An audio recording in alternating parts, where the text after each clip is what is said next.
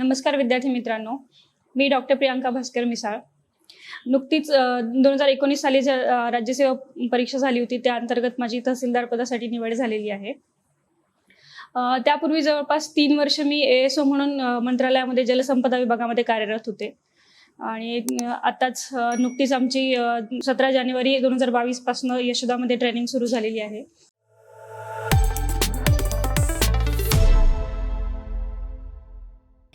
मी proper Beed जिल्ह्यातली आहे. खोगरमोहा तालुका शिरूर जिल्हा बीड येथून आहे.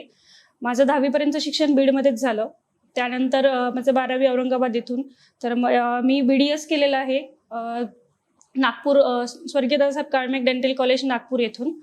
त्यानंतर BDS करत असताना असं कुठेतरी वाटत होतं की आवाका खूप छोटा आहे आपला, पेशंट आपण एवढंच आपलं अस्तित्व आहे. सो थोडंसं म्हणजे ज्यावेळेला तिथे त्या कॉलेजमध्ये पेशंट फ्लो खूप कमी होता. पेशंट फ्लो कमी असल्या कारणानं मग असं वाटू लागलं की पेशंट्स राहत नाही. तर आम्ही बाहेर पडलो, कॅम्प्स वगैरे घेतले.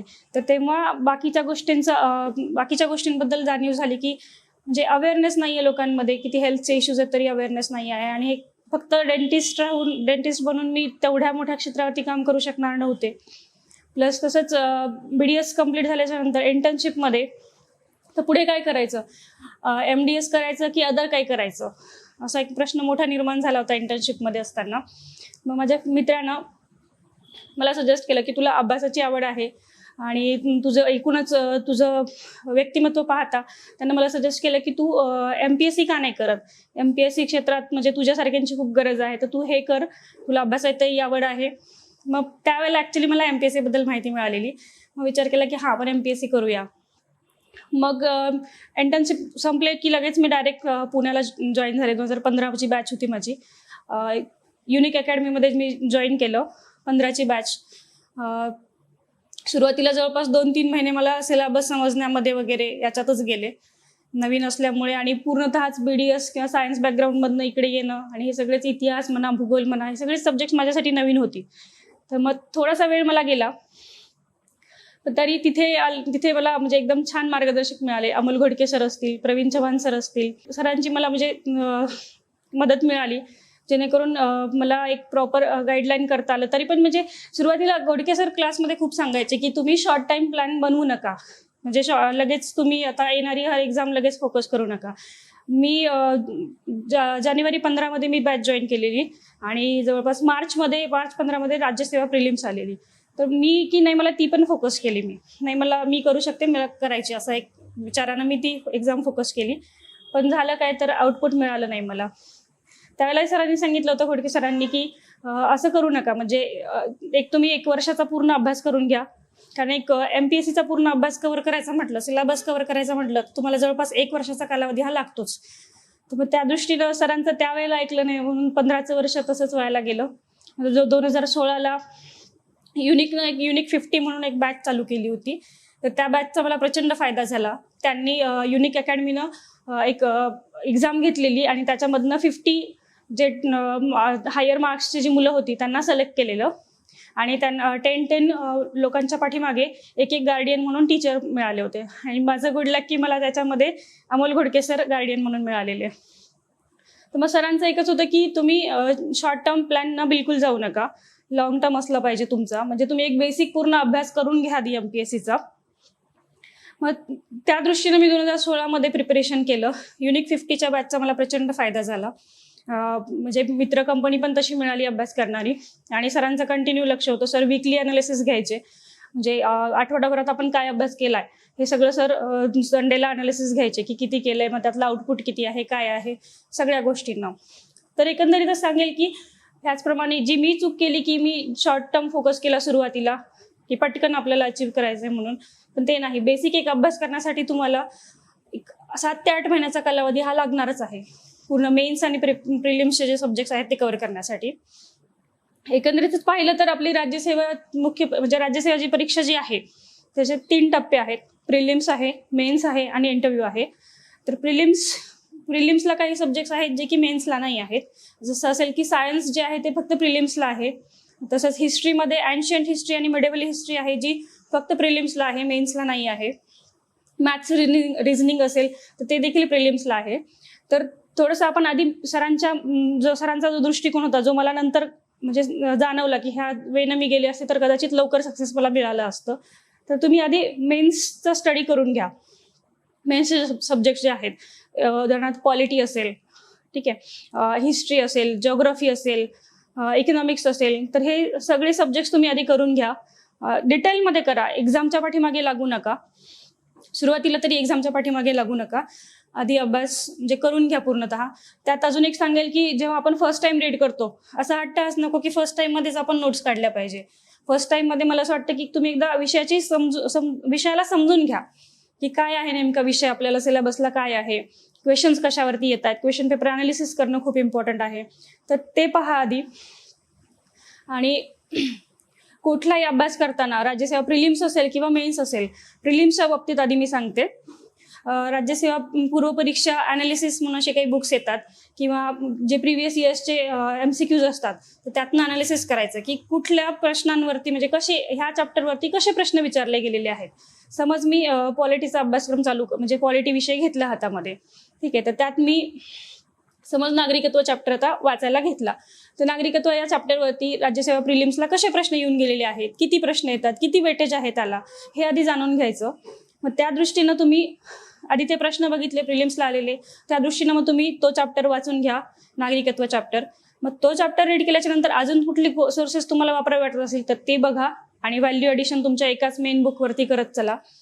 आणि मग ह्यानंतर जेव्हा तुम्ही प्रिलिम्स अनालिसिस बघतायत, मेन सब्जेक्ट वाचताय चॅप्टर, आणि त्याच्यानंतर प्रिव्हियस इयर्सला जे काही प्रश्न येऊन गेलेले आहेत त्या चॅप्टरवरती, नागरिकत्व चॅप्टर असेल तर त्याच्यावरती जे काही MCQs गेलेले आहेत येऊन ऑल एक्झाम्सला, STI असेल, कुठलेही PSI असेल, ठीक आहे, तर ते सॉल्व्ह करा. तर ह्याच्यानं एक प्रॉपर तुमचा स्टडी होतो.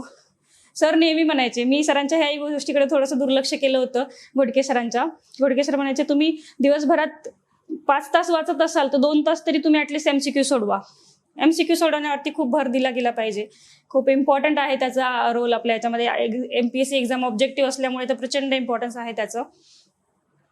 तर प्रिलिम्सच्या बाबतीत म्हणजे कुठलाही GSचा जर स्टडी करायचा असेल तर या वेनं करा असं मी सांगेल. म्हणजे मी याला नंतर फॉलो केलं ज्या वेळेला मला सक्सेस मिळालंय.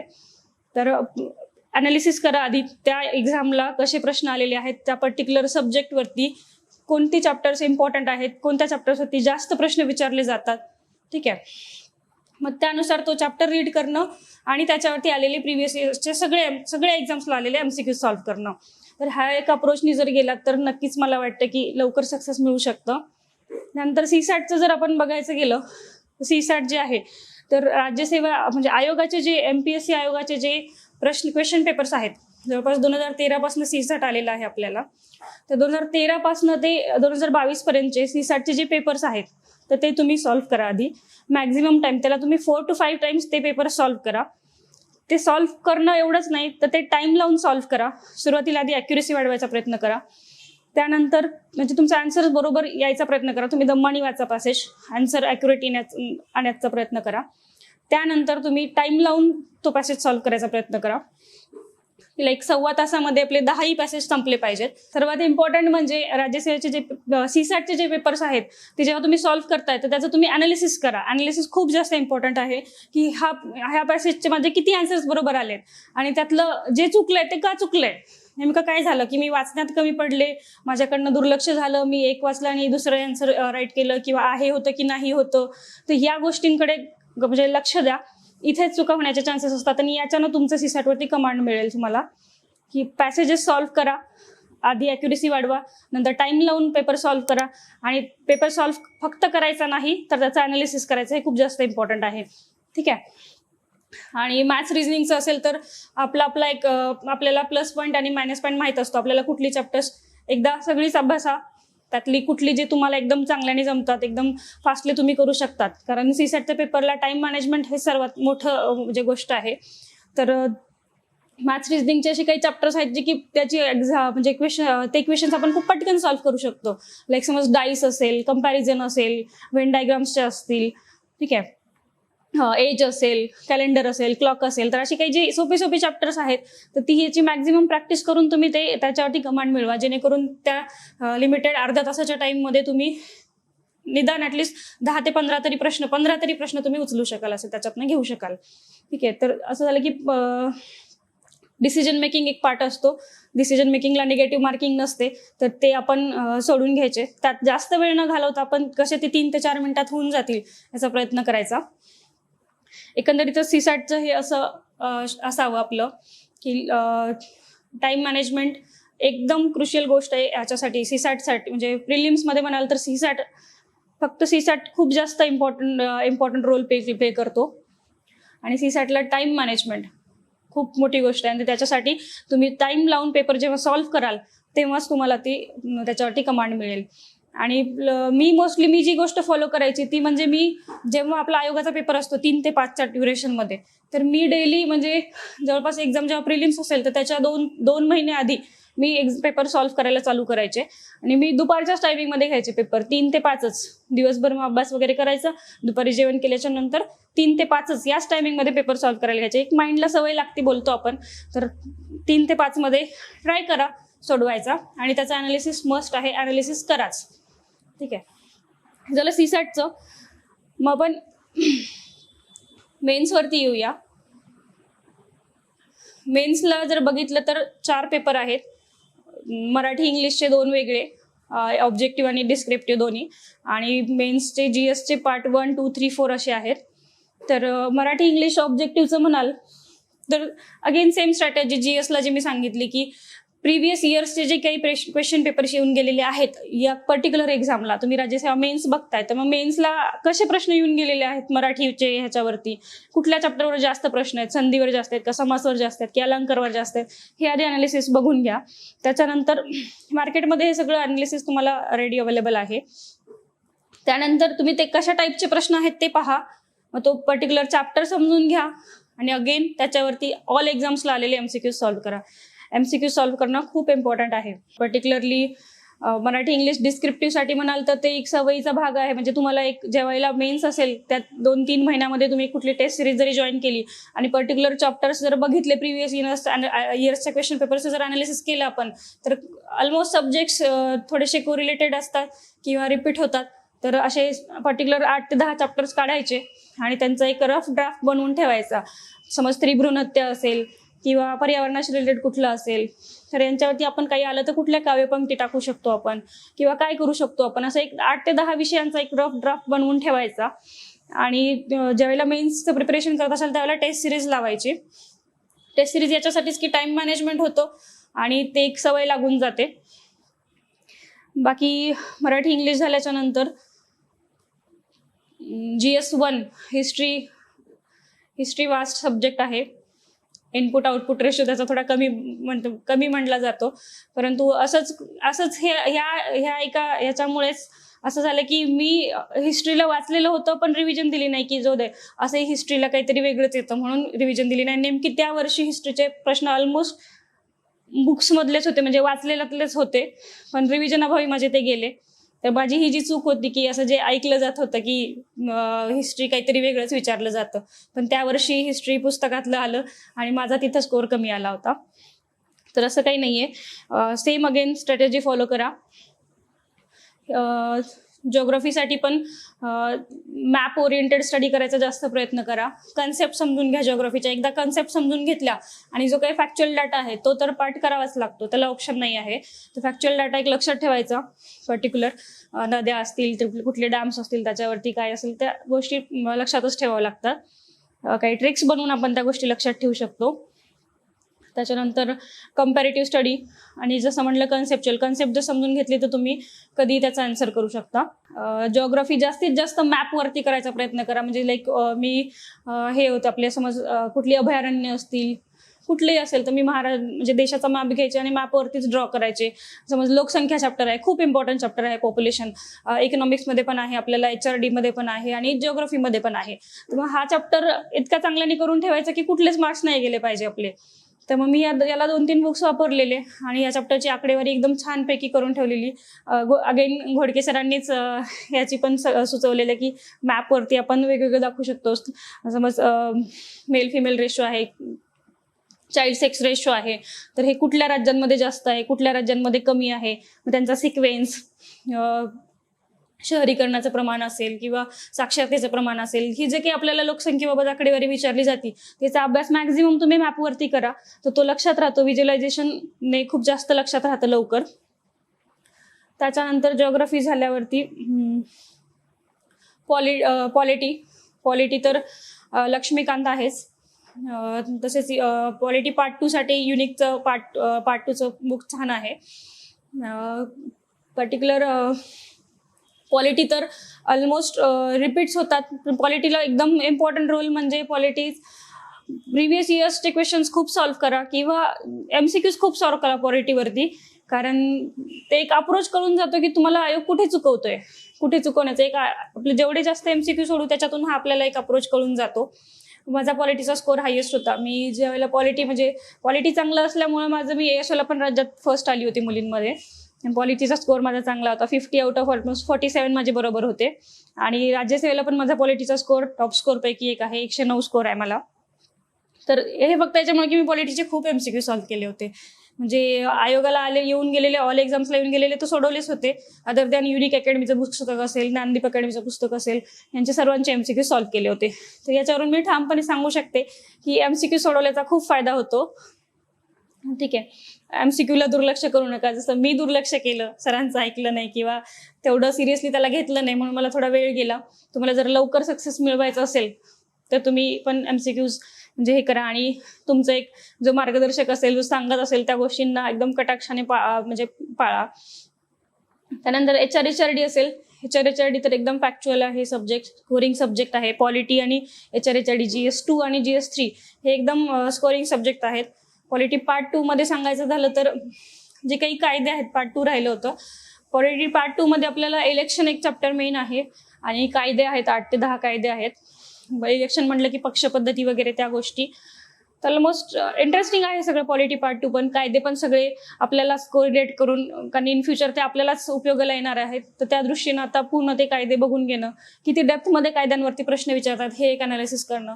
आणि जेव्हा आपण प्रिलिम्स क्लिअर होतोय आणि मेन्सला असणार आहोत तर एक असाच अप्रोच ठेवायचा की नाही, फर्स्ट अँड लास्ट इथेच झालं पाहिजे, मी कुठलीच गोष्ट स्किप नाही करणार आहे. ठीक आहे, मी हर एक गोष्ट अभ्यासणार आहे, हा एक अप्रोच असू द्या. त्यानंतर HRD म्हटलं तसं HRD मध्ये एज्युकेशन चॅप्टर खूप जास्त इम्पॉर्टंट आहे. त्यानंतर मानव संसाधन विकास चॅप्टर असेल तर सरांचं पुस्तक पण खूप छान आहे, घोडके सरांचं पुस्तक. Plus again previous years questions बघा. आणि HR मध्ये ह्युमन राईट्स मध्ये तर ऑलमोस्ट महिलांचे हक्क असतील, बालकांचे हक्क असतील किंवा अपंगांचे हक्क म्हणून, तर जे वंचित वर्ग आहे त्यांच्या हक्काशी रिलेटेड गोष्टी दिलेल्या आहेत. आणि युनायटेड नेशनचं ह्युमन राईट डिक्लेरेशन एक आहे. तर बस थोडासा सिलेबस आहे, छान आहे, इंटरेस्टिंग आहे, पटकन होतं. फक्त त्याच्यात आवड निर्माण करा आणि MCQs वरती भर द्या. त्यानंतर इकॉनॉमिक्स असेल तर इकॉनॉमिक्स पण कन्सेप्ट समजून घेण्यावरती भर द्या. कन्सेप्ट जेव्हा समजतील त्याला आपोआपच क्वेश्चन्स सॉल्व्ह होतील. इकॉनॉमिक्स पण जसं जेवढं पाहिले, म्हणजे माझ्या अनालिसिसनुसार इकॉनॉमिक्स पण तेवढ्याच पर्टिक्युलर एरियावरती फिरतं आहे. क्वेश्चन्स जे असतील ते प्रिव्हियस इयर्सचं क्वेश्चन पेपर अनालिसिस खूप चांगल्यानं करा. क्वेश्चन पेपर अनालिसिस खूप इम्पॉर्टंट आहे. त्यानंतर अगेन तेच प्रिव्हियस MCQ सॉल्व्ह करा. ठीक आहे. सायन्स टेक्नॉलॉजी असेल, सायन्स टेक्नॉलॉजीसाठी देखील पर्टिक्युलर चॅप्टर्स आहेत. एनर्जी चॅप्टर असेल किंवा अजून स्पेसशी रिलेटेड आहेत, तर हे चॅप्टर्स चांगल्याने करून घ्या, ज्याच्यावरती प्रश्न विचारले जातात. डिझास्टर असतील तर डिझास्टर रिसेंट कुठली झालीत वगैरे, डिझास्टरवरचे पण सर्व प्रश्न बघून घेणं. कुठलाही ऑप्शन सोडायचा नाही आहे, कुठलंच की नाही जाऊ दे हे काही करत मी, हे सोडायचं नाही. हा एक ओव्हरऑल अप्रोच ठेवायचा.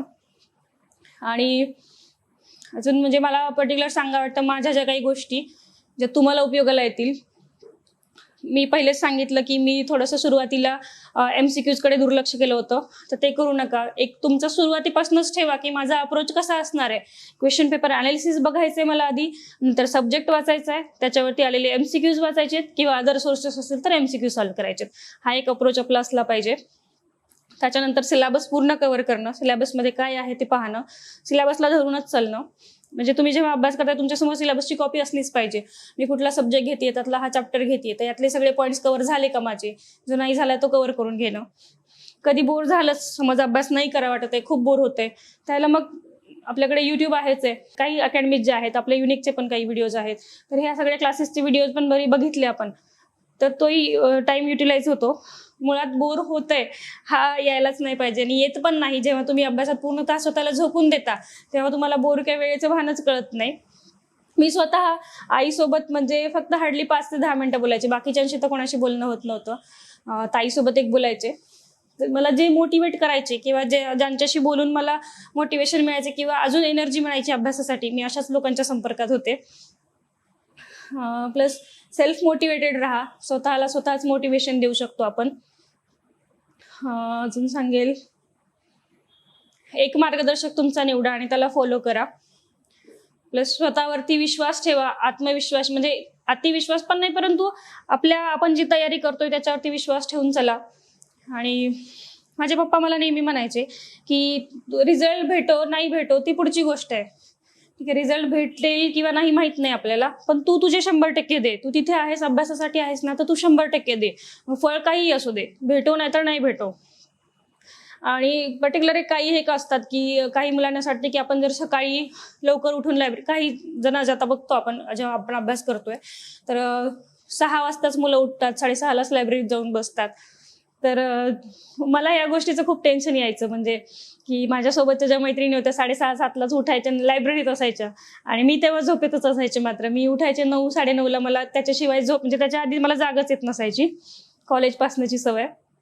तर मग मला खूप टेन्शन यायचं या गोष्टीचं. मग मी ताईला किंवा जिजूंशी पण डिस्कस करायचे. ते म्हणायचे की तू हे नको विचार करू की लोक काय करतात की लोक कधी करतायत, तू तुझा अभ्यास कर. इव्हन एकदा मी प्रवीण चव्हाण सरांनाही माझा हा प्रॉब्लेम बोलले होते की सर माझ्याच्याने लवकर उठणं होत नाही, मला टेन्शन येतं बाकीचे लवकर अभ्यास करताय वगैरे म्हणून. मग सर बोललेले की ते 7 वाजता जरी जात असतील तर तू 10 वाजता, तू 9:30ला उठते ना, तू 10ला अभ्यासाला बस. तू दिवसभरात असा अभ्यास कर की त्यांचा त्या 7 ते 10 मधला तुझा इक्वल झाला पाहिजे. म्हणजे नॉट नेसेसरी की तुम्ही 6लाच उठून जाऊन 7लाच उठून जाऊन लायब्ररीत बसा आणि तिथे डुकल्या घ्या किंवा हे करा. तुमच्या कम्फर्टनुसार तुम्हाला जेव्हा होतंय ना त्या ह्याच्यात करा. मग मी सकाळी जर 9ला उठायचे तर मी रात्री 2-3 पर्यंत एक्सटेंड करायचे. मग माझा अभ्यास रात्री 2-3 पर्यंत चालायचा. म्हणजे ओव्हरऑल सेमच अभ्यास व्हायचा, फक्त आपण तुझं टेन्शन घेतो. सांगण्याचा उद्देश एवढाच आहे की बाकीचे काय करतात बाकीच्यांकडे नाही पाहायचं. आपलं टार्गेट आपल्याला माहिती आहे ना, आपल्याला सक्सेस मिळवायचंय, आपल्याला एक्झाम क्लिअर करायची आहे, आपल्याला अभ्यास करायचा आहे, एवढा सब्जेक्ट हा कव्हर करायचा आहे, तर मग आपण राहतो तेवढं डेडिकेटेड राहतो आपण. म्हणजे केव्हाही उठो, म्हणजे प्रत्येकाची वेगळी पद्धत असते, आपण कम्पेअर नाही करायचं इतरांसोबत स्वतःला. अजून ज्या गोष्टीने तुम्हाला मोटिवेशन फील होतं अशा गोष्टी करा. लाईक मला काही सॉंग्स ऐकले की मी फ्रेश व्हायचे. दंगल मधलं सॉन्ग असेल किंवा लक्षवालं सॉन्ग असेल, मी ऐकले की मला म्हणजे बोर होत असेल किंवा झोप जरी येत असेल तरी माझी झोप मिळून जायची. एक चांगली गोष्ट मला जिचा खूप जास्त यूज झाला ती सांगेल की जी मराठी इंग्लिशची जी वोकॅब्लरी आहे, मराठी इंग्लिशची वोकॅब्लरी असेल, पॉलिटीमधले आर्टिकल्स असतील सगळे, प्लस कायदे असतील, तर मी या गोष्टींना जेव्हा रीड करायचे त्यावेळेला किंवा जेव्हा मित्रमैत्रिणींशी डिस्कस करायचे तेव्हा मी माझा मोबाईल रेकॉर्ड चालू ठेवायचे. मग मी रेकॉर्डिंग करून घ्यायचे. मग मी येताना जाताना कुठेही किंवा चहा घ्यायला गेलो, जेवण करत असेल त्यावेळेला पण मी ते ऐकायचे. जेवण पण मी एकटी करायचे की जेणेकरून आपला टाइम नको व्हायला जायला म्हणून, आणि त्यावेळेला रेकॉर्डिंग कानामध्ये टाकून ते ऐकायचं. मग तेवढीच एक रिव्हिजन होऊन जायची फास्ट. अशाने माझे पूर्ण कायदे वगैरे सगळे चांगले झाले होते. आर्टिकल्स पण, पॉलिटी जे म्हटलं, पॉलिटीवर जी कमांड मिळवली होती ती याच्यातनंच. रेकॉर्डिंगचा खूप फायदा होतो. आपल्या जवळच्या साधनांचा चांगल्याने वापर करा. रेकॉर्डिंग निश्चितच म्हणजे तुमचा वेळ वाचवतात. कुठे तुम्ही क्लासेसला चाललात, बाहेर चाललाय, तर तुम्ही ऐकत ऐकत जाऊ शकता निवांत. प्लस करंट अफेअर्सला म्हणजे वाचा तुम्ही, न्यूजपेपरची वाचायची आवड असेल तर वाचा. पर्टिक्युलरली मी नव्हता वाचला, म्हणजे मी नव्हतं तेवढं वाचलं. इंटरव्ह्यूच्या वेळेलाच मी न्यूजपेपर वाचलेला, नाहीतर मग बुलेटिन जे येतं आपलं, बुलेटिन असेल किंवा अदर कुठली करंट अफेअर्सची पुस्तक असतील, देवा जाधव सरांचं पुस्तक पण छान आहे, ते बुक पण मी रेफर करायचे. तर बुलेटिन आणि देवा जाधव सरांचं पुस्तक, याच्यातनंच मी करंट अफेअर्स करायचे. तर ते कव्हर होतं तिथनंही. न्यूजपेपर वाचण्यात माझा खूप वेळ जायचा, परंतु जेव्हा इंटरव्ह्यूच्या वेळेस प्रिपरेशन करायची वेळ आली त्यावेळेला कळलं की आपण न्यूजपेपर नाही वाचलाय. तर पण मग त्यावेळेला अनालिसिस केलं म्हणा सगळ्या विषयांचं. जेव्हा हे झालं मेन्सचं, जेव्हा आपण इंटरव्ह्यूचं प्रिपरेशन करतो त्यावेळेला तर क्लासेसमध्ये आपल्याला म्हणजे मिळून जातच मार्गदर्शन. एक आपली प्रोफाईल जी असते त्या प्रोफाईलचंच पूर्ण आपल्याला अनालिसिस करायचं असतं. आपल्या नावापासून, आपल्या शहरापासून, शहराची हिस्टॉरिकल माहिती असेल, या सगळ्या गोष्टी, प्लस सध्या करंटमध्ये कुठले इश्यूज घडत आहेत त्याच्याशी रिलेटेड डिटेलमध्ये. मग त्याच्यासाठी आपले करंटचे व्हिडिओज असतात किंवा राज्यसभा TV असेल तर अशा चॅनल्सवरती थोडेसे डिबेट्स पाहिले तर आपलं एक ओपिनियन, आपलं स्वतःचं एक ओपिनियन त्याच्यावरून बनवावं लागतं आपल्याला. इंटरव्ह्यू ऑलमोस्ट आपल्या प्रोफाईल रिलेटेडच जातो.